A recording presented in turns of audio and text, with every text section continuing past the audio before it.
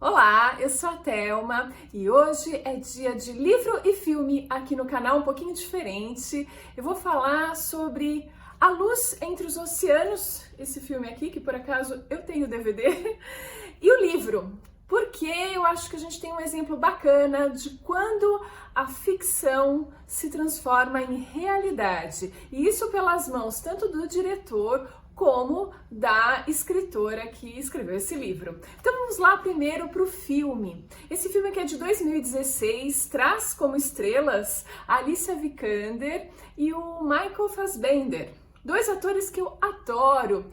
A história ela vai se passar na Austrália, no pós-Primeira Guerra Mundial, algo em torno de 1926, eu acho. Ele participou da Primeira Guerra Mundial e está um tanto traumatizado. E volta para a Austrália, para a cidadezinha, acho que onde ele morava, e procura achar um emprego. E encontra lá, por aquela região, um local que precisa de um faroleiro, uma comunidade bem distante que precisa de alguém que pilote lá esse farol que fica numa ilha completamente isolada. A ilha é isolada, mas assim, só tem mesmo na ilha uma casinha e o farol, ela que é uma ilha rochosa, Janus Rock. Ele acaba sendo tentado por essa oferta de emprego que exige que a pessoa se adapte a esse isolamento, porque para chegar lá da comunidadezinha mais próxima leva tipo meio-dia de viagem de barco.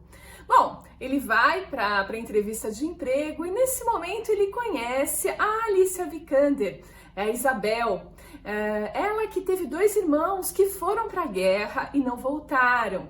A cidade, esse pequeno vilarejo, está um tanto esvaziado de homens, já que todos foram para a Primeira Guerra Mundial e grande parte deles não voltou. Bom, o Tom teve a sorte de voltar, né, o personagem vivido pelo Michael, e quer se manter isolado. Eu acho que aquela overdose de trincheiras ali da Primeira Guerra Mundial o traumatizou um bocado e ele fica bem feliz com essa proposta. E as pessoas o aceitam. E nesse momento, conhecendo a Alicia Vikander, ambos são um tanto solitários, já por definição. E se esbarram ali, tem um almoço ou um jantar juntos, as famílias ali, a família dela o convida, e aí começa uma correspondência, porque aí é carta, né? Em 1926 são cartas que são trocadas, que demoram um tempão para chegar, e começa-se um relacionamento episcopal por cartas do casal, que se encontra mais poucas vezes e decide se casar. Sim, a Isabel consegue imaginar-se nessa ilha com o Tom. E eles se casam e ela se muda para a ilha. É uma situação de um isolamento importante, né? As condições geográficas ali do mar e tudo mais impedem que as pessoas cheguem com facilidade, que eles saiam com facilidade. Então o barquinho ele vai a cada 3 meses, algo assim. Enfim, é uma situação bem delicada. Mas eles topam, se casam e vivem aí uns momentos bem felizes, né? E ela engravida. E infelizmente, passado um tempinho, ela perde esse bebê e isso vai se repetir acho que 2 ou 3 vezes, o que abala muito o relacionamento do casal. Aí um belo dia, dentre essas tormentas aí que eles estão passando em relação a essas perdas, um barco aparece ali no litoral próximo ao farol, onde o Michael vai conferir, né, o Tom, quer dizer, vai conferir que tem um homem e um bebê nesse barco. Bom, eu vou parar de contar a história aí, porque eu não quero dar muito spoiler para vocês, mas nesse momento há uma mudança nessa história radical e a gente vai conhecer mais a fundo esses dois personagens que já eram muito interessantes, né? Duas pessoas que conseguem se isolar dessa forma e ao mesmo tempo dividir aí um relacionamento, um casamento.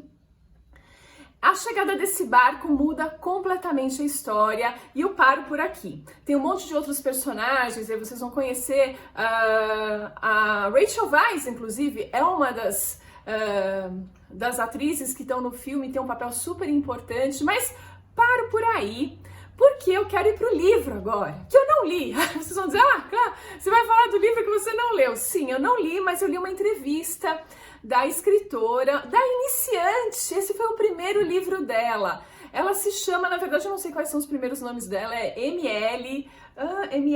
Stedman. Ela é australiana, mas morou grande parte do tempo em Londres, trabalhando como advogada, e um dia decidiu, vou escrever um livro. E percebeu que não era tão simples assim, fez vários cursos de escrita criativa, enfim, de escrita, e começou a escrever esse livro e já se tornou um best-seller, inclusive dando origem ao filme. E aí ela foi perguntada como ela criou a história. E aí, porque é tudo ficção, né, gente? A gente tá falando de ficção, a ilha não existe, muito menos os personagens, ela criou tudo, né? A Janus Rock, é super interessante o Jano, né? Se a gente colocar em português, né? O simbolismo que ela já coloca aí com o nome de um deus romano, se não me engano, que simboliza o tempo de alguma forma, né? Duas faces opostas, uma jovem e uma mais idosa, que olham para lados opostos. Bom, mas isso não importa.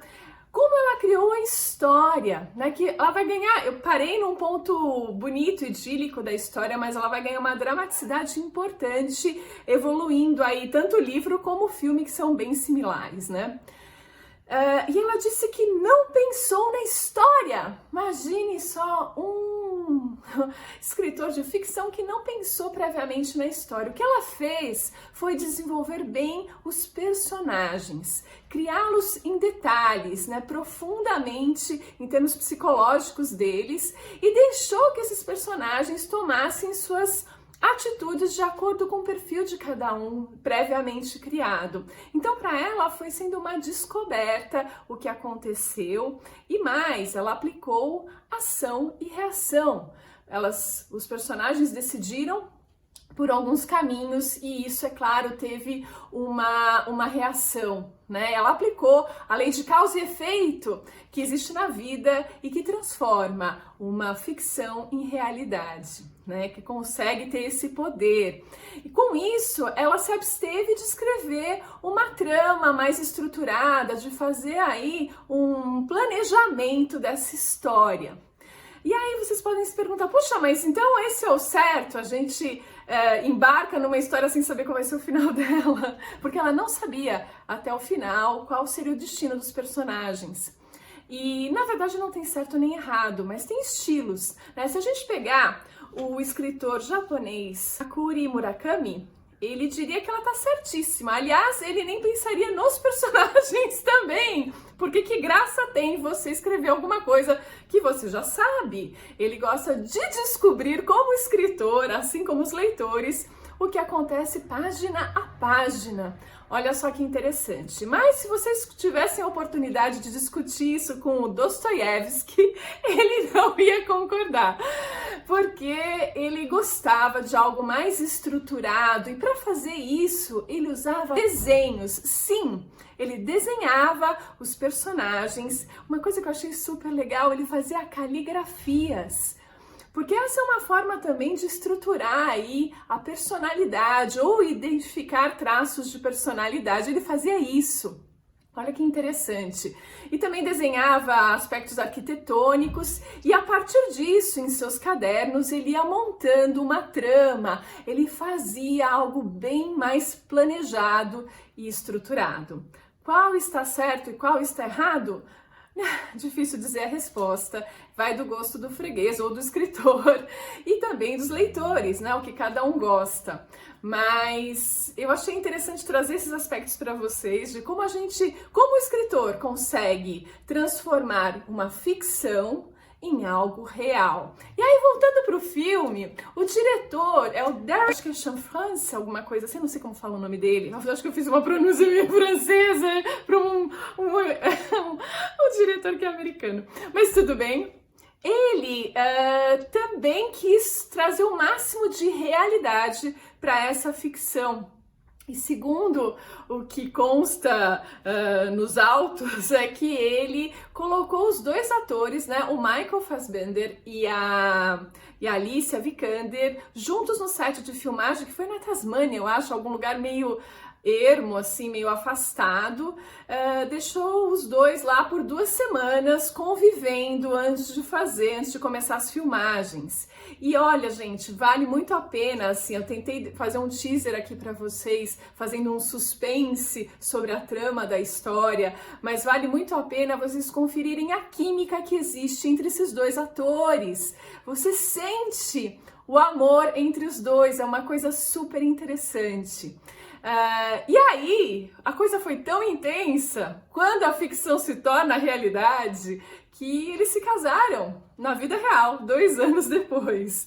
Segundo o diretor, a Alicia Vikander pediu para participar desse filme, porque ela admirava muito o trabalho do Michael, e ele aceitou que ela participasse. Olha só, eles estão casados. Sim, eu ainda dei uma olhadinha na internet, parece que estão felizes. A última vez foram vistos em Ibiza, onde eles casaram em 2017, alguma coisa assim.